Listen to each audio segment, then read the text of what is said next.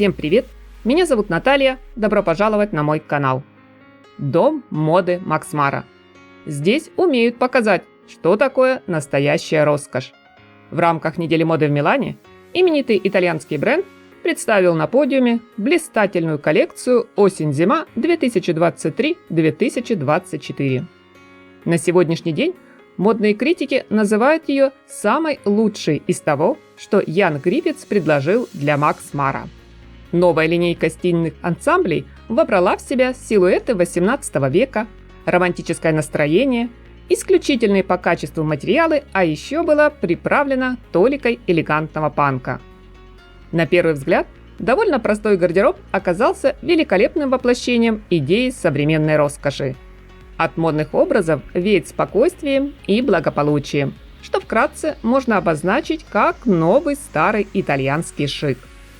Все началось с решения бренда спонсировать реставрацию коллекции произведений искусства XVIII века, которой владеет музей Юлькенбянкена в Лиссабоне, где прошлой весной состоялась презентация круизной линейки Макс Мара.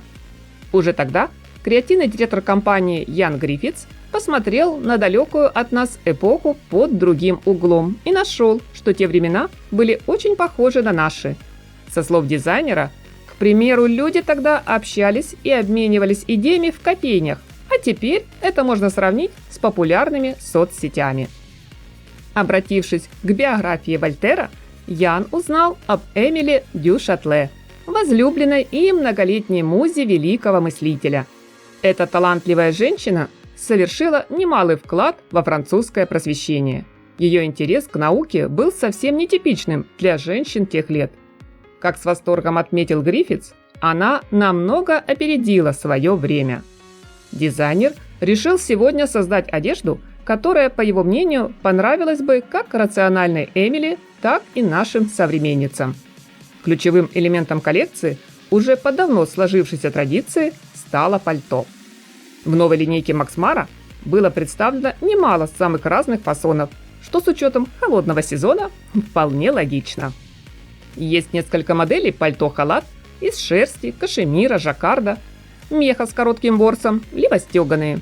Подобные вариации на тему японского кимоно появились в Европе еще в 17 веке. При этом не осталась в стороне неизменная классика – строгая, минималистичная. Двубортное пальто в бежевом, молочном или сером вы сегодня увидите как в максимальной длине, так и в укороченной версии. И пусть эта база немного выбивается из общего сюжета коллекции, но она точно окажется в виш-листах модниц по всему миру. Приз зрительских симпатий в который раз получает шуба Тедди. Особенно хороши оказались модели с плюшевым мехом Чебурашка в мятном, коралловом и сиреневом тоне. Эти образы, друзья, вы сможете увидеть ближе к середине показа. В стильных монохромных луках шубы дополняют очаровательные вязаные комплекты из теплого платья, длинных перчаток и шапочки. На подиум девушки выходили, накинув верхнюю одежду лишь на одно плечо, что давало отличный шанс хорошо рассмотреть весь ансамбль. Появление в модном гардеробе на осень нарядов из парчи стало не только очередной отсылкой к прошлой эпохе. Ян Гриффитс словно решил намекнуть, пора бы уже наконец-то вылезать из спортивных костюмов и экспериментировать с роскошными тканями. А начать можно с жакета, широких свободных брюк или юбки с карманами. Мега популярный в предыдущих сезонах корсет теперь приобрел более мягкие очертания. Корсетный топ из кожи, меха, шерсти или стеганый идеально сочетается с тонкой, как паутина, трикотажной водолазкой. Чтобы подчеркнуть хрупкость и чувственность образа, стоит взять на заметку из новой коллекции платье-бюстье. Акцент на осиную талию и скульптурный силуэт может сделать широкий корсетный пояс. У Макс Мара рекомендуют надевать его поверх платья, юбки, рубашки, теплого свитера. Что касается обуви, в целом она едина по форме, дизайну и отличается только по цвету. Это высокие ботинки на широкой подошве и с уникальной застежкой, где вместо шнуровки несколько креплений ремешков. Модный обувной ряд дополнили туфли-монки с такими же пряжками, которые лучше носить в паре с вязаными гольфами.